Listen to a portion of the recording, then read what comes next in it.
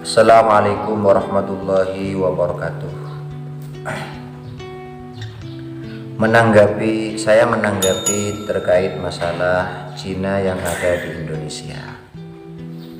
Karena akhir-akhir ini saya mendengar dan ada yang ngirim di WA saya, ada yang ngirim di inbox saya itu terkait keberadaan Cina yang ada di Indonesia. Ya, menurut hemat saya, adanya Cina di Indonesia itu sama halnya keberadaan kita itu, TKW kita itu di negara orang lain, persis seperti itu. Jadi sama, ada TKW kita ada di Jeddah, TKW kita ada di Arab Saudi, ada di Mekah, ada di Madinah, sama. Cuman bedanya kenapa kok akhir-akhir ini jadi rumor bahwa Cina itu katanya ingin menguasai Indonesia. Cina itu ingin menguasai Indonesia. Saya menanggapi itu, menurut saya yang nggak mungkin. Selama di Indonesia itu banyak orang yang pinter, selama di Indonesia itu banyak orang yang belajar dan terus belajar, insya Allah yang enggak. Karena sekarang persaingan Indonesia dengan Cina itu menurut saya masalah ilmu. Cina itu pinter, di mana-mana itu ada Cina, pasti coba kita telusuri, di mana-mana ada Cina, di situ pasti Cina itu jadi pengusaha, jadi pedagang, pokoknya mereka jadi pedagang semua. Dan statusnya Cina di Indonesia itu kebanyakan mayoritas dhimmi. Mereka itu harus kita lindungi. Itu perintah Nabi loh. Kafir dhimmi yang ada di negaramu itu, kafir dhimmi, seorang kafir yang membayar pajak, itu harus dilindungi. Dan Cina itu memang pintar. Mereka itu rata-rata ya legal. Kalau berbicara tentang ada yang ilegal di berita-berita kemarin itu, ya mungkin sama halnya TKW kita di luar negeri. Ada juga yang ilegal kan, lewat belakang ke Malaysia, lewat belakang. Ada yang seperti itu. Jadi saya bicara di sini bukan saya mendukung Cina, tidak. Mungkin kita harus introspeksi diri. Kita itu terlalu bodoh, kalah pinter sama Cina begitu. Ya mau ngomong bagaimana lagi, wong Indonesia negaranya itu berdasarkan Pancasila.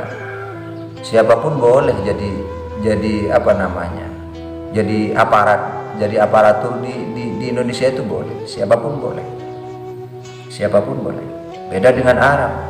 Kalau di Arab Saudi, jangankan jadi aparat di sana, jadi RW saja nggak boleh kalau di luar negara Arab Saudi. Kalau di Indonesia yang memang sudah negaranya Pancasila, siapapun boleh sih. Cuman saya bicara di sini bukan berarti saya terlalu mendukung Cina, tidak. Saya tidak terlalu membesar-besarkan Cina, tidak. Tapi memang kenyataannya seperti itu. Kita terlalu bodoh. Membayangkan saja kita jual tembakau itu sama Cina. Yang menguasai perdagangan tembakau itu Cina. Jadi kalau ada asumsi sekarang itu ada kabar katanya Cina sudah menguasai separuh tanah Indonesia, itu bisa jadi seperti itu. Cuman kalau sampai ada yang bilang bahwa Indonesia itu Cina ingin menguasai Indonesia secara utuh, ya mungkin tidak. Ya mari kita belajar selaku warga negara Indonesia umumnya, khususnya ya kita di sini warga Muslim, ya mari kita belajar, jangan sampai jangan sampai kalah pinter sama Cina. Nanti ujung-ujungnya itu kalau kita kalah pinter, artinya hasud, iri. Setelah iri nanti biasanya orang iri itu ngomongnya ngalor ngidul. Dia ingin menguasai saya.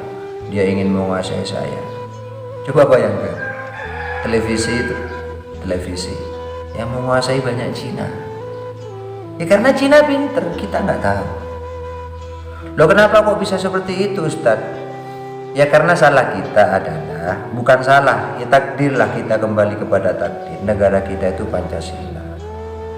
Dan di atas itu kebanyakan ya Cina sudah menduduki parpol politik. Partai politik itu sudah banyak Cina juga boleh di Indonesia.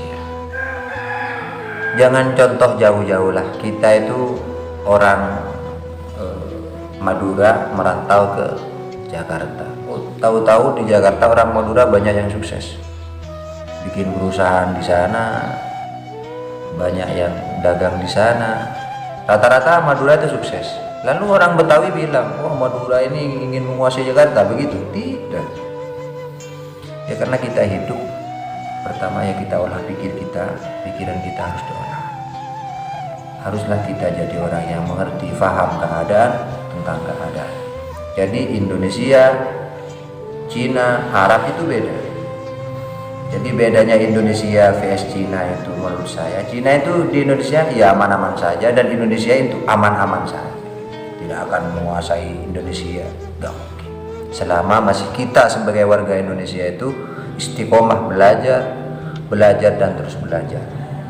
Ya saya sangat menghargai pengorbanan Habibana kita, Habib Rizik, yang mereka berjuang amar ma'ruf nahi munkar. Itu kan tujuannya bukan langsung diadopsi Cina ingin menguasai, amar ma'ruf nahi munkar. Coba lihat di channel-channel beliau, lihat di dakwah-dakwah beliau. Mereka itu ya berjuang antara amar ma'ruf nahi munkar.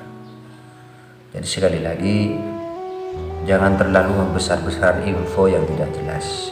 Insya Allah negara kita Indonesia itu akan tetap jadi baldatun thayyibatun wa rabbun ghafur selama warganya itu tetap istiqomah belajar, ingin mengaji, taat kepada ulama umarah dan semuanya. Begitu tanggapan saya.